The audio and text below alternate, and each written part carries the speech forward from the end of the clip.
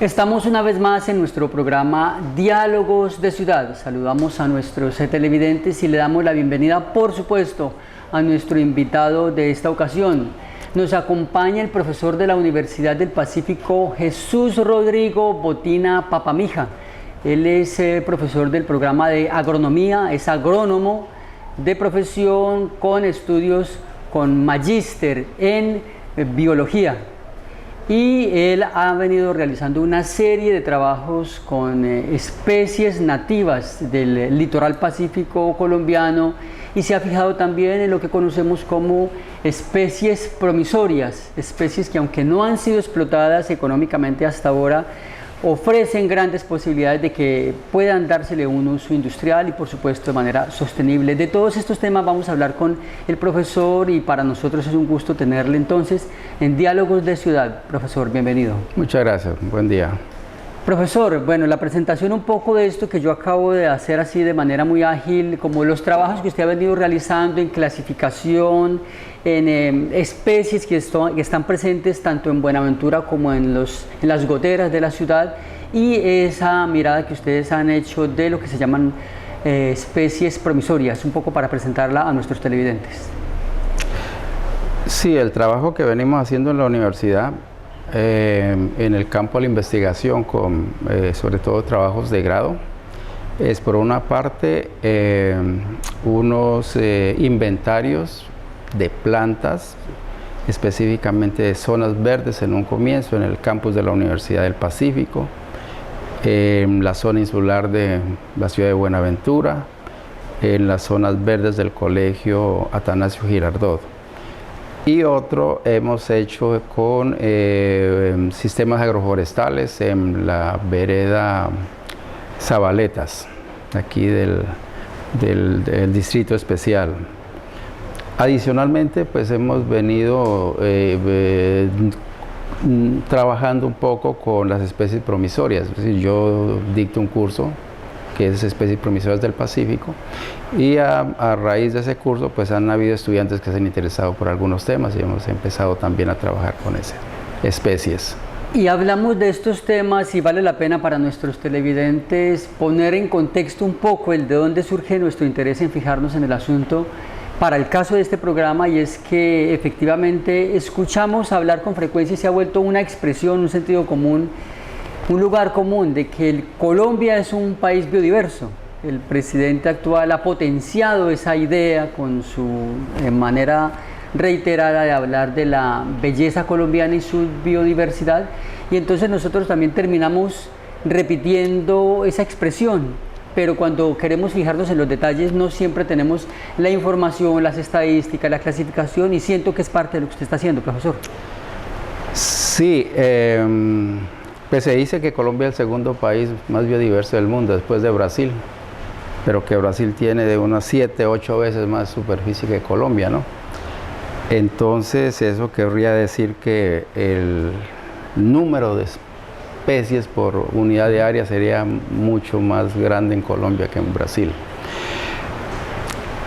Pues hablar de diversidad tenemos que hablar en 3 niveles, que es la diversidad de ecosistemas, la diversidad de especies y la diversidad genética. Normalmente asociamos la diversidad a la diversidad de especies. ¿Cuántas especies tenemos? En Colombia, por ejemplo, en el caso, sabemos que, por ejemplo, Colombia es el país más rico, con mayor número de especies en el mundo en aves. Eso sí es una cosa que es indiscutible. Indiscutible, sí. Y que está entre los 5 primeros países del mundo en otros grupos, como por ejemplo mamíferos, por ejemplo los insectos, seguramente. Sí, herpetos, anfibios, ese grupo. Y en plantas, pues estamos como por el segundo. Yeah. Se estima en un estudio que se hizo en el 2016, que entre otras cosas es la culminación de ese sueño que tenía Mutis de tener un catálogo, un inventario, un registro de las plantas en ese entonces de la Nueva Granada. Se culminó en el 2016 con un estudio que lideró la Universidad Nacional de Colombia, con alguna universidad de Alemania, si mal no estoy, pero... se hizo un trabajo que culminó, digámoslo así, de clasificación. Una idea de cuál era la riqueza de plantas de Colombia, y se estimó que más o menos, es decir, se estimó el número, fueron 25.000 especies. Pero ese número ha venido creciendo porque cada año se descubren nuevas especies. Inclusive en sitios menos esperados. Tal vez antes del 2016, cuando salió la publicación de esta gran obra, se encontró una especie nueva en el campus de la Universidad del Valle en San Fernando, ¿no? Hice una cosa tan intervenida, un área tan intervenida, y se encontró una nueva especie. Entonces, bueno, ¿cómo podríamos esperar de selvas y bosques del resto del país, por ejemplo, como aquí el Pacífico? El profesor acaba de hacer una anotación que es muy importante, vale la pena fijarse en ella, y es que, claro, cuando hablamos de biodiversidad nos fijamos en las especies, bien sea animales o de plantas, pero usted habla también de ecosistemas, y yo creo que en ese sentido Colombia también es fuerte, ¿no? En ecosistemas, esa variedad de ecosistemas, ¿cierto, profesor? Pues sí, hay un dato del IDEAN que pues se estiman en unos 91 ecosistemas terrestres y costeros, ¿no? Porque también hay ecosistemas acuáticos, pero ecosistemas terrestres y costeros habrían 91 ecosistemas que ellos ya han identificado. Entonces, pues eso daría la idea, pues que esos ecosistemas contienen esa cantidad, esa variedad también de otros organismos, de plantas, pues, y animales y microorganismos, por supuesto, ¿no? Y por otro lado, profesor, pues aprovecharlo a usted, que es el experto en el tema, y subrayar ese otro dato que nos comparte para los televidentes que se puedan interesar en estos asuntos, y que hacia 2016 se culminó ese trabajo que... Sí, se llama el Catálogo de Plantas y Líquenes de Colombia. Correcto. Fue una obra, digamos, pues culminante de un primer registro del número de plantas, líquenes, helechos, musgos que había hasta ese entonces, porque de ahí para atrás eran simples especulaciones. Para la ciencia es muy importante. Se hablaba de 45.000 a 60.000 especies de plantas de ahí hacia atrás, pero ahí ya se pudo tener una cifra más precisa. Obviamente que hay muchas regiones que no se han explorado florísticamente. Normalmente las regiones más exploradas son las que están cerca de institutos de investigación, de universidades, pero hay zonas que los botánicos, por ejemplo, en el caso mío, que hablamos de plantas, pues no han incursionado, y seguramente habrán muchas especies nuevas. Es decir, el trabajo registras 25.000 más o menos, pero son conscientes de que ahí no está el universo de variedad que hay en Colombia. Por supuesto que no. Ya. Pero es una gran obra entonces. Sí, es una obra de obligatoria consulta para todos los que tengamos que ver con planificación, con toma de decisiones respecto. Porque entre otras cosas trae bastante información. Por ejemplo, a pesar de que son unas fichas pequeñas, le informa en qué partes de Colombia se encuentran, cuáles están amenazadas, si tienen algún riesgo de extinción. Entonces eso permite tomar decisiones de conservación, sobre todo. En una sociedad donde los asuntos relacionados con la ciencia no tienen la suficiente difusión, pues esto es sorprendente, porque uno podría imaginarse que por la importancia tendría que haberse conocido muchísimo más. Sí. El anuncio de esa presentación, de ese estudio, ¿no cree, profesor?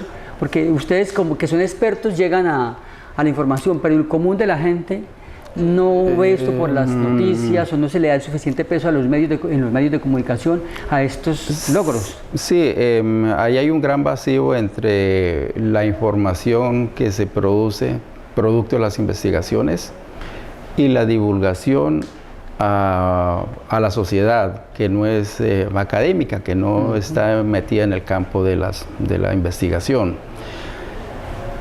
Es más, inclusive los tomadores de decisiones tampoco o conocen o simplemente, si la llegan a tener algún acceso, pues la desconocen.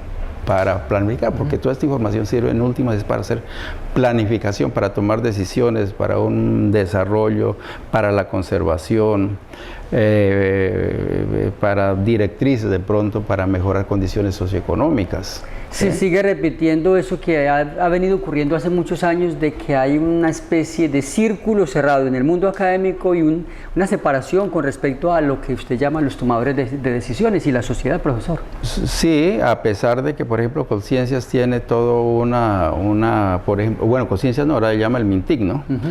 Toda una línea que es de algo así como socialización de la investigación, pero pues eso no se ha llevado digamos, a planes reales de cómo permear esa información que hay para que la sociedad empiece a resolver problemas, porque es que la investigación es para eso, es para contribuir a resolver problemas de la sociedad. Hay que profundizar en esa iniciativa. Sí. Y por último, profesor, para aprovecharlo, insisto, y ser sensible con esos asuntos que son de importancia, no perder de vista ese personaje que usted mencionó, que es muy valioso, José Celestino Mutis. Sí. Porque con frecuencia pues tenemos una mirada casi que resentida frente a todo lo que hicieron los europeos con nosotros y lo que ocurrió con la confrontación entre los pueblos.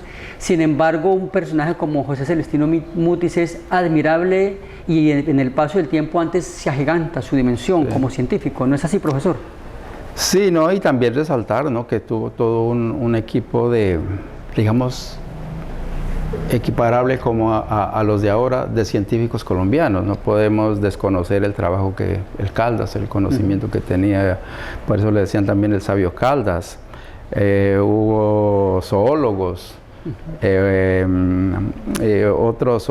otros investigadores, digámoslo así, que hacían parte del equipo de la expedición sí, botánica en ese entonces, pero que también, digamos, pues gracias a ellos, que eran los que hacían las exploraciones por la Nueva Granada, pero pues obviamente es muy importante el trabajo que hizo Mutis como líder de ese equipo, de esa comisión. Y esa expedición, que fue todo un proyecto de inversión muy costoso para la época, pues es todo un hito, definitivamente. Es un viaje a ese nuevo mundo que era para ellos, y esa sed de conocer toda la diversidad que encontraban en esta parte del planeta. Porque ellos tenían la visión de que eso tenía que dar resultados seguramente económicos, ¿no? Sí, señor. Sí, la investigación la veían como una línea fuerte hacia nuevas búsquedas de productos. En ese caso, pues en ese entonces había mucho interés en medicinas, ¿no? La quina, por ejemplo. Sí, las zarzaparrillas. Correcto. Las canelas, por ejemplo. Entonces, las taguas, todos esos productos fueron muy visionarios. Y fueron objeto de exportación en la época, ¿no? Y entonces, profesor, luego de esa panorámica en la que vemos pues que Colombia y Buenaventura en particular con su litoral pacífico está en una condición muy biodiversa, uno de los trabajos en que usted se ha fijado es justamente en lo que se llaman las especies promisorias, y dentro de ellas el el naidí, una especie de palma que ha sido utilizada como palmito, pero también con su fruto, que es muy interesante y del que usted nos va a hablar entonces, profesor. Bueno, yo considero que para el Pacífico hay dos especies de palmas, porque las palmas, el grupo de las palmas, la familia de las palmas, son de los grupos más útiles para las sociedades, desde alimentación, construcción, artesanías, artes para pesca. Dentro de esas especies de palmas, considero que hay dos que son muy promisorias. Una, chontaduro, pues que es de las, quizás son dos especies de palmas americanas domesticadas por los pueblos amerindios, y naidí, chontaduro y naidí. Naidí obviamente no está domesticado, al menos para acá. El naidí, ¿cuál es la importancia del naidí? Bueno, el naidí pues, se ha popularizado mucho, su uso últimamente es en Brasil, porque le atribuyen contener un buen nivel de antioxidantes, muy saludables. Y Brasil está exportando, no sé exactamente las cantidades, pero está exportando pulpa de fruta para Europa, para Estados Unidos. Y también la importancia que ha tenido, y en Colombia lo podemos ver, es la extracción de palmito, de cogollo tierno de la palma. Esa explotación se viene haciendo por los límites de Cauca y Nariño. Obviamente son con permisos de aprovechamiento de las autoridades ambientales, más que todo de Corpo Nariño, aprovechamiento más que todo de Nariño. Pero pues los últimos, una evaluación que hizo la Universidad Nacional, una estudiante de doctorado, bueno, ella es doctora, mostró que realmente las poblaciones de palmito están diezmándose. Cada vez es más difícil encontrar, para los trabajadores, una cantidad de cogollos que les permita un ingreso, digamos, aceptable. Y sobre eso, pues hay también, bueno, hay todo un video también muy interesante donde resumen los resultados de esa. Es decir, que la forma como se está estableciendo esa relación en Colombia con la especie no es sostenible desde el punto de vista industrial, pero desde el punto de vista puramente ambiental está en riesgo. No es sostenible, no es sostenible. Es decir, las poblaciones están disminuyendo. Están disminuyendo el número de individuos, por ejemplo, aprovechables de tallos, están disminuyendo. Los trabajadores tienen que ir mucho más lejos a recolectar y, por supuesto, están teniendo menos ingresos. Y en Colombia se está utilizando la palma como palmito, no se está aprovechando el fruto. El fruto se ha venido aprovechando de forma doméstica, es decir, en los campesinos, los indígenas, los afros, pues que viven en las zonas rurales y tienen acceso a poblaciones naturales, se vienen aprovechando. Y últimamente, y de alguna manera también en mercados locales. Pero últimamente están explorando y incursionando ya en un proceso industrial, la producción de pulpa, más que todo para el mercado nacional, y también la producción en una forma de presentación liofilizada, que es polvo. Y entonces cuando hablamos ya de la pulpa, estamos hablando del fruto de la palma de Nariño. Exacto, ¿cierto? Sí, que sería mucho más sostenible el aprovechamiento, porque uno podría regular, por ejemplo, aprovechar una cantidad de frutos y dejar otros para la alimentación de los animales, de las aves, de los roedores, para que puedan dispersarlas también y pueda haber una renovación de las plantas y de las poblaciones en últimas. Que esa es la manera como ella se mantiene en la forma silvestre en el bosque. Sí, digamos que las poblaciones son homogéneas, pero a pesar de la cantidad de tallos que producen, una aidizal, pues con el aprovechamiento mediante para palmito no está garantizando la sostenibilidad. Si se quisiera utilizar industrialmente, eso implica, hablar de industriales significa que se aprovecha pero que se siembra también. Podría ser, es decir, se podría hacer como están haciendo Brasil. Brasil lleva más de 30 años trabajando con esa especie, agrónomos que se han dedicado a desarrollar la planta como un cultivo. Entonces se tiene ya todo el paquete para la producción. Digamos, no será lo último, porque hay que seguir investigando, hay que dedicarle más esfuerzos, pero sí se tiene, por ejemplo, las recomendaciones de fertilización en algunas partes, hasta de riego, el manejo cultural, que son los desijes, limpiezas, inclusive ya hasta hace unos par de años, cuando terminamos la revisión para la monografía, que se hizo como un trabajo de grado, habían producido una ecotipo, una variedad, si se puede decir, una para fruto y otra para palmito. La de fruto me parece interesante porque ellos estaban buscando que produjera a baja altura, fuera buena la producción y además que produjera todo el año para garantizar los mercados. y la otra pues era para palmito, pensando pues en trabajar esa otra forma de aprovechamiento de la especie. Profesor, y entonces ese es su interés como un académico de la Universidad del Pacífico. Si estas inquietudes que tiene usted se quisieran llevar a escala, volverlas realidad, ¿qué se requiere de parte de la universidad, de la institucionalidad en Colombia? ¿Cómo se avanza en esos aspectos, profesor? Bueno, por ejemplo, con ID. En Colombia se ha empezado a cultivar, a hacer plantaciones, pero es de empresa privada. En Putumayo, específicamente en el municipio de Puerto Asís, ya uno puede ver tenemos unos videos que hemos conseguido pues para mis clases, donde ya hay establecimiento de cultivos, y tengo entendido también por un informe de no hace mucho divulgado, que en Antioquia también en algunas partes lo están ya cultivando para fruto, ¿no? Sí. Para fruto. Entonces, yo creo que si nosotros en el Pacífico, si alguna institución estuviera interesada en cultivar NID, el paquete tecnológico ya existe en buena parte, que es el que han venido desarrollando en Brasil. Y eso digamos implica que la cartilla está ahí. Profesor, ¿o no necesariamente? No necesariamente, sería retomar lo que ya está, porque los manuales, digámoslo, están, o la información está, extraer la información y aplicarla. Por ejemplo, aquí en el Pacífico se podría, y eso sería la recomendación, porque en Brasil están haciendo monocultivos, que los monocultivos normalmente no son nada recomendables para zonas biodiversas como esas, ¿no?